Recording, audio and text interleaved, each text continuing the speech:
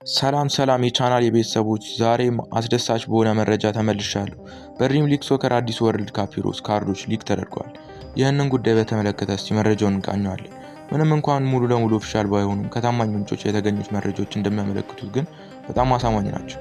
እንግዲህ የመጀመሪያው የማይደፈረው በ2018 ላይ በእንግሊዝ ብሔራዊ ቡድን ብርቱ አቋም የታየው ድንቅ የራይት ባክ ተጫዋች ካይል ወከር ነው።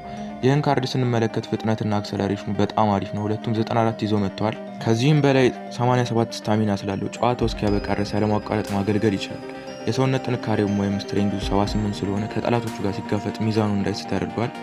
ኳስን በመቆጣጠርና በማቀበል ረገድ ደግሞ 78 ውጤት ሲኖረው፣ ይህም ደግሞ ለራይት ባክ በጣም አሪፍ ነው። እንግዲህ ለመከላከያ አከርካሪ የሆነው ታክሊንግ ችሎታው 87 ሲሆን ተቃዋሚ አጥቂዎችን በአግባቡ ለማስቆም ብቁ ያደርገዋል። ሹቲንጉ ላይ ትንሽ ዝቅ ቢልም በመከላከልና በመፍጠር ረገድ ግን ወርልድ ክላስ ነው።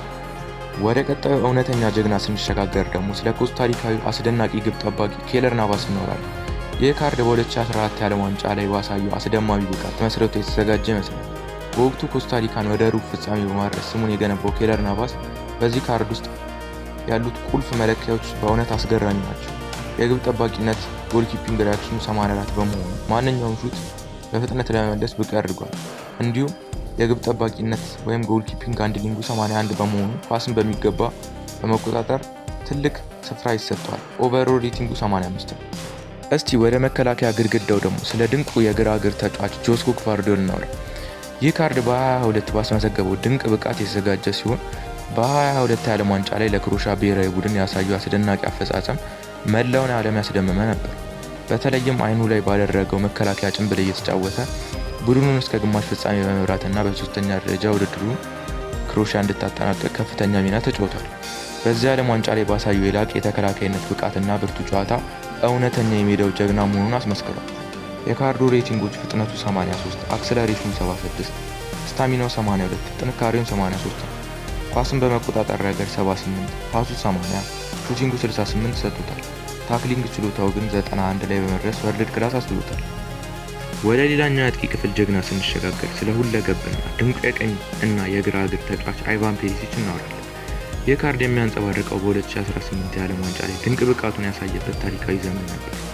አይቫን ፔሪሲች በወቅቱ ክሮሻን እስከ ፍጻሜው ሲያደርስ ባሳየው የላቀ አፈጻጸምና በሁለቱም እግሮቹ ተጠቅሞ በሚያስቆጥራቸው አስደናቂ ግቦች መላው ዓለም የሚያስደምምበት ወቅት ነበር። 1 ሜትር ከ86 ሴንቲሜትር ቁመት ያለው ይህ የግራ መስመር አጥቂ ወደ መከላከያው ዞን ዘልቆ በመግባት ተጋጣሚን ለማሸነፍ ልዩ ችሎታ አለው። የዚህ ካርድ አጠቃላይ መረጃዎች በጣም አጓጊ ሲሆኑ ፍጥነቱ 84፣ አክሰለሬሽኑ 80፣ ስታሚናው 87 እንዲሁም ጥንካሬው 78 ነው። ኳስን በመቆጣጠር ረገድ 88፣ 87፣ የማቀበል ችሎታው 85 እንዲሁም ግብ የማስቆጠር ኃይሉ 85 ነው። ታክሊንግ ችሎታው 56 ቢሰጠውም የፊት መስመር አጥቂነቱን ግን 84 ኦቨርኦል ሬቲንግ በማግኘት ወርልድ ክላስ። እስቲ ስለ ድንቁ የአጥቂ አማካይ ተጫዋች ጄምስ ሮድሪጌዝ ደግሞ እናወራ። ይህ ካርድ በ2014 የዓለም ዋንጫ ላይ ያስመዘገበውን አስደናቂ ብቃት የሚወክል ነው። በዚህ ዓመት የኮሎምቢያን ብሔራዊ ቡድን እስከ ሩብ ፍጻሜ በመምራትና ከፍተኛ ግብ አስቆጣሪ በመሆን የብዙዎችን ትኩረት የሳበ እውነተኛ የሜዳው ጀግና ነበር። 1 ሜትር ከ80 ሴንቲሜትር ቁመት ያለውና የግራ እግር ተጫዋች የሆነው ጄምስ ሮድሪጌዝ ወደ ሜዳው መሃል ዘልቆ በመግባት ተጋጣሚ እንደሚያሸንፍ አስደናቂ አጥቂነት አቅም አለው። የዚህ ካርድ አጠቃላይ መረጃዎችን በጣም አጓጊ ሲሆኑ ፍጥነቱ 80፣ አክሰለሬሽኑ 86፣ ስታሚናው 82 እንዲሁም ጥንካሬው 72 ነው።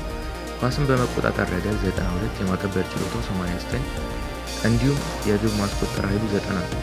ታክሊንግ ችሎታው ላይ 50 ቢሰጠውም የፊት መስመር አጥቂነቱ ግን ኦቨርኦል 85 ሬቲንግ በማግኘት ወርልድ ክላስ አድርጎታል። እስቲ ስለ ድንቁ የአጥቂ አማካይ ተጫዋች ደግሞ ኬቪን ዴብሬን ደግሞ እናውራ። ይህ ካርድ በ2018 የዓለም ዋንጫ ላይ ያስመዘገበውን ድንቅ ብቃት የሚወክል ሲሆን በዚህ ዓመት የቤልጅየም ብሔራዊ ቡድን እስከ ግማሽ ፍጻሜ በመምራትና በሶስተኛ ደረጃ ውድድሩ እንዲጠናቀቅ ካደረጉት ዋና ዋና ተጫዋቾች አንዱ ነበር። 1 ሜትር ከ81 ሴንቲሜትር ቁመት ያለውና የቀኝ እግር ተጫዋች የሆነው ኬቪን ዴብሬና ወደ ሜዳው መሃል ክፍል በመግባት አስደናቂ የአጥቂነት አቅሙን አሳይቷል። የዚህ ካርድ አጠቃላይ መረጃዎችን በጣም አጓጊ ሲሆኑ ፍጥነቱ 80፣ አክሰለሬሽኑ 77፣ ስታሚናው 86 እንዲሁም ጥንካሬው 73 ነው። ኳስን በመቆጣጠር ረገድ 88፣ የማቀበል ችሎታው 95 እንዲሁም ግብ የማስቆጠር ኃይሉ 85 ነው። ታክሊንግ ችሎታው ላይ 73 የተሰጠው ሲሆን ኦቨርኦል ሬቲንጉ ደግሞ 86 ነው። አሁን ደግሞ በእግር ኳስ ዓለም ስለማይደፈረው የሜዳው ንጉስ ክርስቲያኖ ሮናልዶ እናወራለን። ይህ ካርድ የሚያሳየው በ2018 የዓለም ዋንጫ ላይ ድንቅ ብቃቱን ያሳየበት ታሪካዊ ዘመን ነው። በዚያ ውድድር ለፖርቹጋል ብሔራዊ ቡድን ያሳየው አስደናቂ አፈጻጸምና በጎል አዳኝነት ያስመዘገበው ብቃት የብዙዎችን ልብ የገዛ ሲሆን እውነተኛ የሜዳ ጀግና መሆኑንም አረጋግጧል። 1 ሜትር ከ87 ሴንቲሜትር ቁመት ያለውና በሁለቱም እግሮቹ ተጠቅሞ በሚያስቆጥራቸው ድንቅ ግቦች የሚታወቀው ሮናልዶ ተከላካዮችን እንቅልፍ የሚነሳ የፊት መስመር አጥቂ ነው። የዚህ ካርድ አጠቃላይ መረጃዎችም ከሌሎች የተለዩ ሲሆኑ የካርዱ ኦቨርኦል ሬቲንግ 87 ሲሆን ፍጥነቱ 86፣ አክሰለሬሽኑ 84፣ ስታሚናው 83 እንዲሁም የሰውነት ጥንካሬው 85 ነው። ኳስን በመቆጣጠር ረገድ 90፣ የማቀበል ችሎታው 83 እንዲሁም የግብ ማስቆጠር ኃይሉ 95 ነው። የታክሊንግ ችሎታው 41 ቢሰጠውም በሴንተር ፎርዋርድ ቦታ ላይ የፊት መስመር አጥቂነቱ ግን የተሻለ ደረጃ አለው። እስቲ አሁን ደግሞ ስለ እግር ኳስ ዓለሙ ታላቅ ሰው ስለ ሊዮኔል ሜሲ ደግሞ እናወራ። ይህ ካርድ በ22 የኳታር ዓለም ዋንጫ ላይ አርጀንቲናን ለድል በማብቃት ያስመዘገበውን ድንቅ ብቃት ይወክልልን። በዚህ ዓመት የአርጀንቲናን ብሔራዊ ቡድን እስከ ፍጻሜ በመምራትና በታታሪነቱ የብዙዎችን ልብ የገዛ እውነተኛ የሜዳው ጀግና ነበር። 1 ሜትር ከ70 ሴንቲሜትር ቁመት ያለውና የግራ እግር ተጫዋች የሆነው ሊዮኔል አንድሬስ ሜሲ ወደ ሜዳው መሃል ክፍል ዘልቆ በመግባት ተጋጣሚን ማሸነፍ የሚችል አስደናቂ የአጥቂነት ብቃት አለው። የዚህ ካርድ አጠቃላይ ኦቨርኦል 87 ሲሆን ዝርዝር መረጃዎቹም በጣም አስደናቂ ናቸው።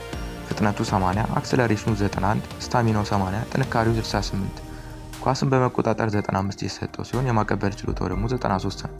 የግብ ማስቆጠር ኃይሉ ደግሞ 93 ነው። ታክሊንጉ 45 ቢሆንም ለሁለተኛ አጥቂነት ሚናው ግን ይህ የተለመደ ነው። ተመልካቾች ምንም እንኳን የመጀመሪያዎቹ መረጃዎች ሙሉ በሙሉ በይፋ ባይረጋገጡም ከታማኝ ምንጮች የተገኙት መረጃዎች እንደሚያሳዩት በቅርብ ቀን እንደሚለቀቁ ብዙ ምልክቶች አሉ። እነዚህ ወርልድ ካፕ ሂሮስ በሚል የተለየ ምድብ ውስጥ የሚገቡ ተጫዋቾች ኩባንያው በዋነኝነት የመረጣቸው በዓለም ዋንጫው ላይ ባመጡት የማይረሳ ለውጥ በታሪካዊ ብቃትና በተለየ ያሉ የእግር ኳስ ዓለምን ለዓመታት በጋራ የተቆጣጠሩት ጀግኖች ግን አሁን የመጨረሻው የኬሪየር ዘመናቸው ላይ ደርሰዋል። ታዲያ በዚህ የመጨረሻ የዓለም ዋንጫ ጉዟቸው ላይ ምን አይነት አቋም ሊኖራቸው